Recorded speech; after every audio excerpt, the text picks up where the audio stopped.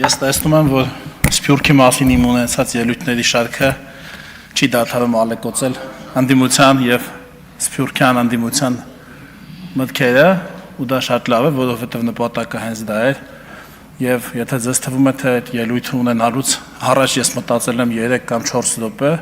կամ 3 կամ 4 օր, կամ 3 կամ 4 շաբաթ, դուք շատ սխալվում եք։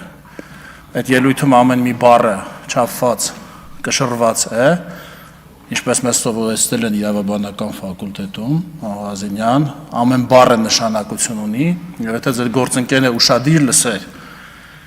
իմ ելույթը, այնտեղ կլսեր այսպիսի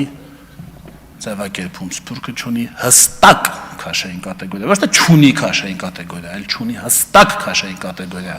Իսկ ինչու չունի հստակ քաշային կատեգորիա, որովհետև այն չունի ծանրության կենտրոն։ Ծանրության կենտրոնը կարող է լինել տարբեր տեղերում, կախված տարբեր իրավիճակներից, նայած թե ինչ հարց է լուծում, նայած թե ում հետ, ի տարբերություն պետությունների, այո, հստակ քաշային կատեգորիա չունի, որովհետև այն մի տեղ չի, ինչպես պետության զորքը, պետության բյուջեն, պետության հնան, պետության սահմանը, պետության հողերը, այն սփռված է, ինչպես բառը ինքը ասում է, ինչքան ավելի շատ է սփռված որևէ բան, այնքան ավելի անորոշ է դրա ծանրության կենտրոնը եւ հետեւաբար դրա քաշի հստակությունը, այնպես որ ինձնից մեջբերումներ անելուց առաջ խնդրում եմ ուշադիր լսել իմ ելույթները, ցանկալի է մեկից ավել անգամ եւ ավելի ուշադիր մտածել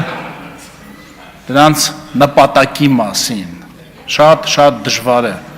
իմ ելույթները մանիպուլացնել, որովհետեւ դրանք 50 անգամ չափված ձևված են։ Մյուս անգամ ավելի ուշադիր եղեք, շնորհակալ եմ։